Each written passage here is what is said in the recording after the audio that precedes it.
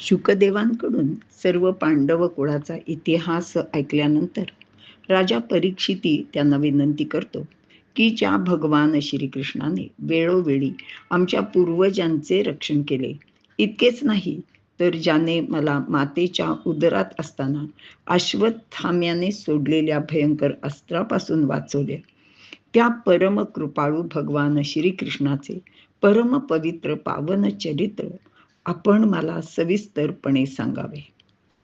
परीक्षितीची ही विनंती ऐकून शुकदेव म्हणाले, राजा, जेव्हा पृथ्वी ही उन्मत्त दैत्यांच्या आणि पातकी लोकांच्या भाराने त्रस्त होऊन दुःखित अंतःकरणाने ब्रह्मदेवाला शरण गेली, तिने आपले दुःख ब्रह्मदेवाला सांगताच ब्रह्मदेव इतर देवांसह पृथ्वीला घेऊन क्षीरसमुद्राच्या तीरावर गेले. त्यांनी भगवान श्रीहरीची प्रार्थना केली. मग श्रीहरीने प्रसन्न होऊन ब्रह्मदेवांना आपले मनोगत सांगितले. ब्रह्मदेवाने ते पृथ्वीला सांगितले की श्रीहरी पृथ्वीला झालेला भार लवकरच दूर करणार आहे. भगवंत दुष्टांचा नाश करण्यासाठी आणि धर्म संस्थापना करण्यासाठी लवकरच अवतार घेणार आहेत. मग श्रीहरीने सर्व देवांना सांगितले की तुम्ही यदु कुलात अवतीर्ण होऊन भगवंताच्या कार्यात सहभागी व्हा, भगवंताला सहकार्य करा. प्रत्यक्ष भगवान वसुदेवांच्या गृही अवतीर्ण होणार आहेत. त्याचबरोबर शेष आणि योगमायाही श्रीहरीला सहाय्य करतील. ब्रह्मदेवानी हे गोरूपी पृथ्वीला सांगितले. शुकदेव परीक्षिताला सांगू लागले की त्यावेळी शूरसेन राजा मथुरेत राहून अनेक देशांचे राज्य करीत होता. मथुरा ही यादवांची राजधानी होती आणि या राजधानीतच वसुदेव आणि देवकी यांच्या विवाहाची धामधूम चालू होती. मोठ्या थाटाने वरात निघाली. उग्रसेनाचा मुलगा कंस याने आपल्या बहिणीच्या लग्नात खूप मोठ्या आनंदाने पुढाकार घेतला होता. लग्नात वराला अनेक प्रकारचे आंदण देण्यात आले. त्यात काही हत्ती, घोडे, रथ, अलंकार अशांचा समावेश होता. सुवर्णाच्या शेकडो रथांच्या समुदायात वधूवरांची थाटाने मिरवणूक निघाली होती आणि वधूवरांच्या खास रथाचे घोडे हाकण्यासाठी स्वतः कंस रथावर बसला होता. अनेक मंगलवाद्ये वाजत होती. सर्वत्र अगदी आनंद आणि उत्साह ओसंडून भरला होता. मिरवणूक वाजत गाजत अर्ध्या रस्त्यावर आली आणि आकाशवाणी झाली, अरे कंसा, जिला तू रथातून मिरवत नेत आहेस तिच्या 8व्या पुत्रापासूनच तुझा मृत्यू निश्चित आहे. आता ही आकाशवाणी इतक्या मोठ्या वाद्यांच्या गजरातही सर्वांनी आणि प्रत्यक्ष कंसानेही ऐकली. त्याबरोबर सर्व एकदम दचकले. कंस तर ताडकन उठून उभा राहिला. घोडे जागच्या जागी थांबले. क्षणात कंसाने आपल्या डाव्या हातात देवकीची वेणी धरली आणि उजव्या हातात तलवार घेऊन तो देवकीच्या अंगावर धावून गेला. देवकीने घाबरून किंकाळी फोडली. आता तलवारीचा हात वर गेलेला पाहून वसुदेवाने अगदी पटकन उठून कंसाचा हात धरला आणि तो म्हणाला, अरे अरे कंसा, थांब, तू हे काय करतो आहेस? तू हिला कशासाठी मारतो आहेस? आणि स्त्री हत्या करणे हे तुझ्यासारख्या वीराला शोभत नाही. आणि ती तुझी बहीण आहे, ती किती तुझी लाडकी आहे हे सगळ्यांना माहिती आहे.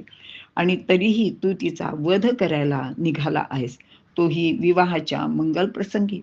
अरे असे कधीच करू नये. शुकदेव म्हणाले की राजा, ह्या प्रसंगी वसुदेवाने अनेक विनवण्या केल्या, पण हा कंस काही तिची मान सोडेना आणि त्याचा निर्धार तर अगदी पक्काच होता. मग वसुदेवाने थोडा विचार केला की आत्ता तर हिचे प्राण वाचवायलाच हवेत आणि शहाण्या माणसाने शक्यतो मृत्यू टाळण्याचे सर्व प्रकारचे प्रयत्न निश्चितच करायला हवेत. आणि मग त्याने अगदी विनयाने हात जोडून कंसाला म्हटले की कंसा, अरे तू माझे जरा ऐकशील का? ह्या आकाशवाणीने हिच्यापासून तुझा मृत्यू सांगितलेला नाहीये, हे तर खरे आहे ना. मग हिला का तू मारतोयस? हिच्या 8व्या पुत्रापासून तुझा मृत्यू आहे किंवा तुझ्या जीवाला धोका आहे असे सांगितले आहे. मग आता तू हिला मारून काय करणार आहेस? त्याऐवजी मी तुला असे सांगतो किंवा मी असे तुला वचन देतो की आम्हाला होणारा म्हणजे देवकीला होणारा प्रत्येक पुत्र किंवा कन्या मी ती जन्मताच तुझ्या स्वाधीन करीत जाईन. मी तुला तसे वचनही देतो. आणि मग तू त्या मुलाला मारून टाक किंवा त्याचा सांभाळ कर. त्याची जबाबदारी तुझ्याकडे राहील. पण मी मात्र तुला ते माझे जन्माला आलेले प्रत्येक मूल आणून देईन ह्याच्यावर विश्वास ठेव. हिला तू निष्कारण मारू नकोस. स्त्री हत्या, स्वतःच्या धाकट्या बहिणीची हत्या, तीही विवाहाच्या मंगलप्रसंगी करणे अत्यंत अपकीर्तिकारक आहे. यामुळे जगात तुझी अपकीर्ती होईल.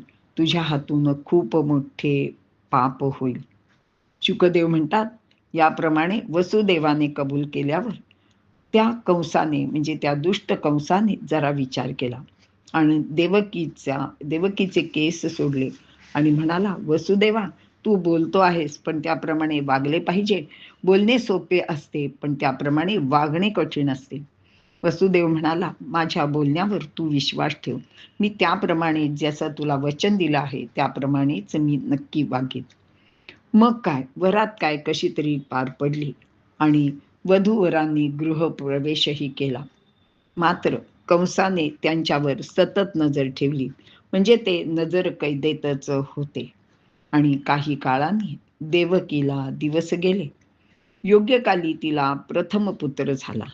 पुत्रप्राप्तीचा आनंद खरं तर खूपच असतो, पण हा आनंद मात्र वसुदेव आणि देवकी यांच्यासाठी दुःखरूप होता. त्याने कंसाची आणि त्याला दिलेल्या वचनाची दोघांनाही आठवण होत होती. त्यामुळे त्या दोघांना अत्यंत दुःख होत होते. आपले सोन्यासारखे गोजीरवाणे नुकतेच जन्माला आलेले बाळ आपण कंसाला द्यायचे कसे होणार? त्याचे नावही त्यांनी कीर्तिमंत असे ठेवले.